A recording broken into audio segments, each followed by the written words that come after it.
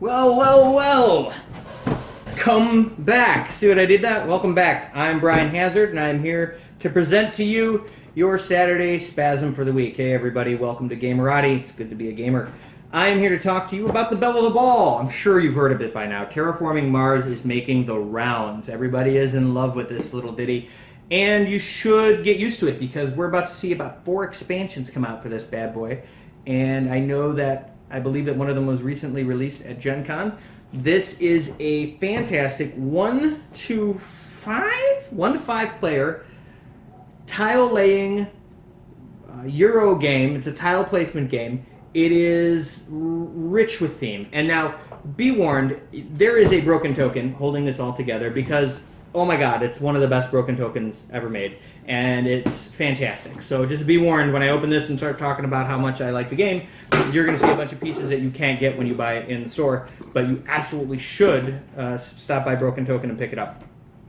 So Terraforming Mars is exactly that. It's people competing. You're playing as a corporation, and your goal is to terraform Mars by putting down oceans and greenery and cities in order to develop the land. And the game ends when you've successfully raised the temperature and the oxygen levels high enough and put enough oceans on the planet that life can be sustained. At that point, the scoring is done. One of the reasons that I think this game is so popular is the incredible variety that's contained in the games and the cards. I don't think there's a single duplicate card in the entire deck. This is the deck of projects. I think they're called projects. Yes, projects that you can commit to throughout the game as your corporation. You get terraforming points for completing these different projects, and they run the gamut. They're interesting, they're fun to read about, they have really neat art, and they give you a number of different paths to victory. So maybe you're trying to be nice and ecological, so you're building an ecological zone and doing sorts of research and making protected habitats. Maybe you start getting weird and you got viral enhancers you're doing. Maybe you want to go banana and have a giant space mirror. There's so many different options: nuclear power, mangroves, research outposts, mining industries. And each round you're able to take, each turn you take 1 or 2 actions, spend the money you have in order to complete these projects and place them down in front of you. Some of them are abilities that you'll be able to take for the rest of the game. Some of them are single actions. Some of them are events that just happen once and then they're done, like this ice cap melting or this invention contest. The red ones are one-shot deals. But everybody goes around taking turns, 1 or 2 turns, until everyone's spent their money. Then the round ends, and at which point everybody's given some more cards. Dealt 4 cards, you can choose to buy them or not and use them. The game, it has an interesting way of keeping track of resources. This is the broken token I was telling you about. I don't know if I even have the regular game things in here. I don't, so forgive me when I show you this. I really should have the original game pieces in here but it's shaped the same. The game has a way of keeping track of what your income is for each resource, and then you keep the actual quantity of resources here. So this shows that right now I'm making 4 money by putting my yellow cube there. And these are great too, because you can store the game just like this. Just put the cubes in, they won't fall out. It's incredible. I sort sideways. I do use a game bra. I'm not sure that that's what they're called, but that's what I call them. So I use it, I call it a game bra. It's a little rubber band, holds the box together because it's so heavy.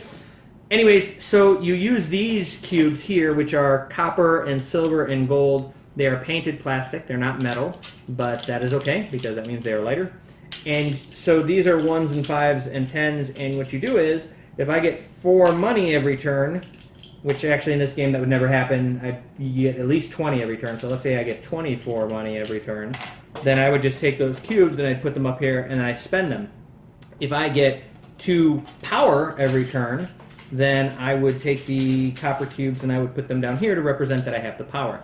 What's cool about that is at the end of every round, any power, when you go to produce, any power that you haven't spent converts into heat over here, which is kind of neat, right? Can you see that? I hope so.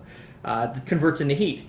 And the same thing happens for all my money's falling down. So every resource is represented by this colored cubes by quantity to show how much you make, and then these shiny cubes show you how much you actually have. You also need these extra cubes because every time you build a city or something on the planet, you'll put down one of these chits, and then you put one of your beautiful little cubes right there on there to represent that it was you that put that piece down on the board. And the board will gradually build up. There's rules about where you're allowed to put the different tiles. I actually don't usually like hex laying, tile laying games that much, but this one I do because I think so much of the action is going on inside the projects that keeps it interesting. And there is some take that elements there where you're allowed to mess with other people. The last game I had, I played with my friend Saul. He made a giant volcano thing open up next to my city, which made it difficult for me to expand. So I had a nice city, and then he opened up this little tile here, which caused all this volcanic eruption and ruined my scenery. So I got all mad, and I detonated nuclear bombs outside his city, and I made it so that the area next to his city was a no man's land that nobody could enter. So vengeance was mine. I was picking on him. These are just some extra, these are special tokens that come in the game, and Broken Tokens saw fit to make this amazing thing that they would fit into. See? Oh man, that was hilarious. So good. So you can build cities, you can build greeneries. They're worth points at the end of the game. You get points for every city has greenery around it. You get points for that. But I think the idea of the game is it's pretty quick. It's fast moving. You have asymmetric corporations, several of them, so everybody gets to play a different corporation. That is super cool.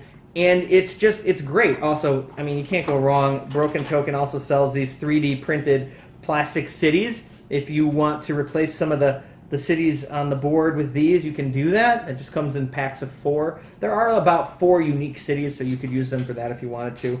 I like that a lot. And then, of course, you got the Broken Token Chute, which I store all my corporations right up there.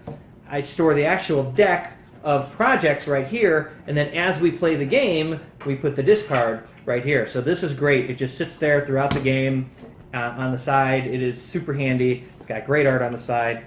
I'm doubling down here. I'm talking all this good stuff about everybody. It's like a love fest over here. But it's a great game. We discovered it at Geekway in St. Louis, or right outside St. Louis. I think it was St. Charles, technically.